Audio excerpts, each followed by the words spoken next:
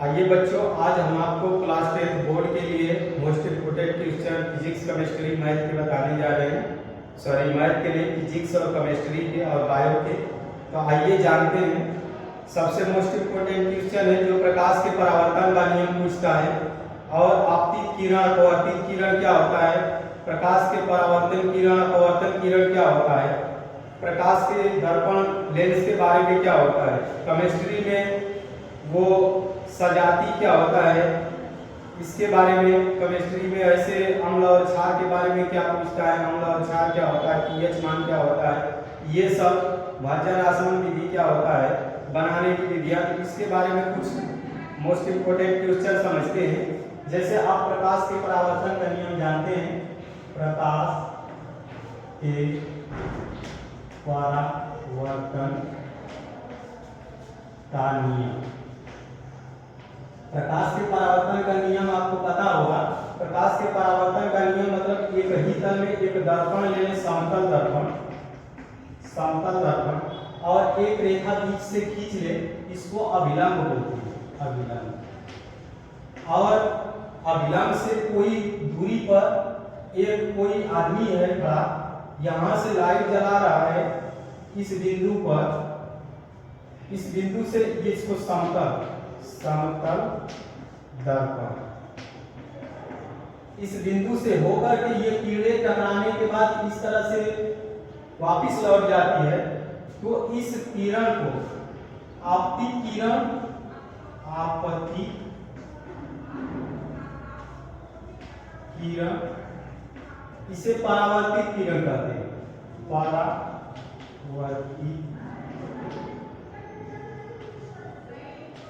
परावर्तित किरण। और इस बिंदु को अभिलंब करते हैं। जो कोण आई होता है वो कोण आर के क्या होता है, बराबर होता है। तो इसको लिख देते हैं आई बराबर आर। इसमें कोण आपस में क्या होते हैं, बराबर होते हैं। इसको साइन आई बराबर लिख सकते हैं, साइन आर भी कर सकते हैं। जो साइन के पदों में अगर थीटा का मान दिया हो, ये 45 डिग्री, तो ये कितना होगा, 45 डिग्री। और 45 डिग्री का मान अगर साइन में है तो 1/2 हो जाएगा, इसका 1/2। तो ये क्या हो जाएगा, आपस में कोण बराबर होते हैं। अगर यही चीज दे देगा एक माध्यम से दूसरे माध्यम में, मान लीजिए ये अभिलंब है, अभिलंब से कोई आदमी यहां से इस पर किरण डाल रहा है, तो एक माध्यम ये समतल दर्पण नहीं होगा, तो इसे मान लीजिए आपतित किरण, आपतित किरण। तो एक माध्यम से दूसरे माध्यम में जाता है, तो यह अभिलंब से या तो दूर हो जाता है या तो अभिलंब की ओर आता है। तो आपतित किरण, और इसे कहते हैं अपवर्तित किरण। तो ये कोण जो आई कोण होता है वो कोण आर के बराबर नहीं होता। जो ये कोण होता है इस कोण आर के बराबर नहीं होता है। जो अभिलंब से कोण होता है वो कोण आई और आर के बराबर, आई इक्वल टू नॉट आर बराबर नहीं होता है। इसे स्नेल का नियम भी कहते हैं, स्नेल का नियम। जो कोण आई कोण आर के बराबर नहीं होता है वो एक माध्यम से दूसरे माध्यम के लिए आपतित किरण, अपवर्तित किरण, प्रकाश के परावर्तन का नियम, एक ही तल में काम होता है। एक ही तल का मतलब आपतित किरण, परावर्तित किरण, कोण आपस में क्या होते हैं, बराबर होते हैं। इसमें कोण आपस में बराबर नहीं होते हैं, उसे स्नेल का नियम भी कहते हैं। तो अभिलंब से दूर सघन माध्यम इसको कहते हैं।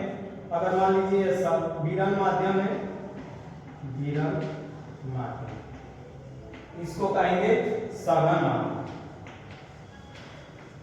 जब विरल माध्यम से सघन माध्यम में कोई जाता है तो वो किरणें अभिलंब की ओर झुक जाती है। जब सघन माध्यम से विरल माध्यम में कोई वस्तु जाता है तो अभिलंब से दूर हो जाता है। मतलब पानी में डूबकर ऊपर लाइट जलाएंगे हवा में, तो लाइट तेजी से बाहर निकल करके जाएगी। अगर लाइट को हवा से पानी में डालेंगे तो लाइट कम दूरी तक जाएगी। जब कम दूरी तक जाती है तो अभिलंब की ओर झुक जाती है इधर। और जब सघन माध्यम से विरल माध्यम में जाता है तो अभिलंब से दूर हो जाता है। और जब विरल माध्यम से सघन माध्यम में जाता है तो अभिलंब की ओर झुक जाता है। यही इसका नियम है कि प्रकाश के अपवर्तन और परावर्तन का नियम और स्नेल का नियम आपतित किरण परावर्तित किरण। तो यहाँ पर sine i equal to sine r not बराबर नहीं होता। इसका मान भी आता है n1, इसको मान लीजिए, इसको n2 मान लीजिए। तो एक अगर इसका सूत्र n1 by n2 equal to sine i बटेगा साइन आर होता है। इसका पूरा कर देंगे तो n1 sine i equal to n2 sine r, ये क्या हो जाएगा, बराबर हो जाएगा।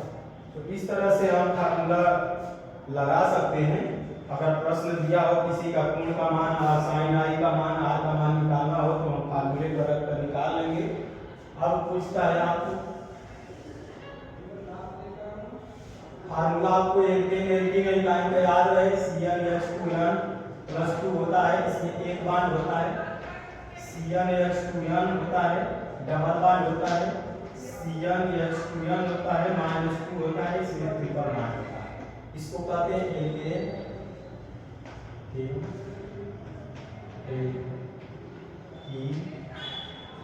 एल्काइन।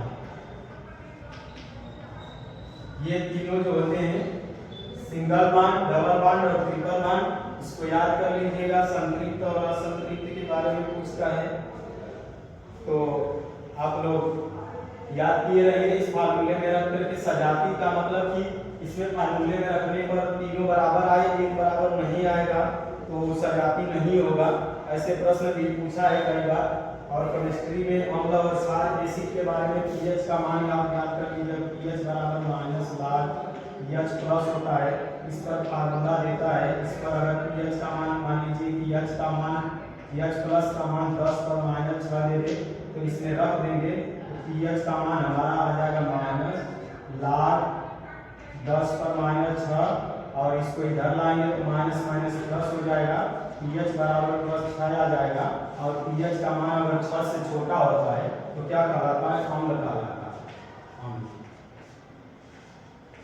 आप इस तरह से मान निकाल लिया करिएगा। और इससे आगे आपको बताएंगे, जो हमारे वीडियो को देखिए उसमें आप क्लास 10 बोर्ड के लिए मोस्ट इम्पोर्टेंट क्वेश्चन बताएंगे, जो बोर्ड एग्जाम में वही प्रश्न आपको मिलेगा।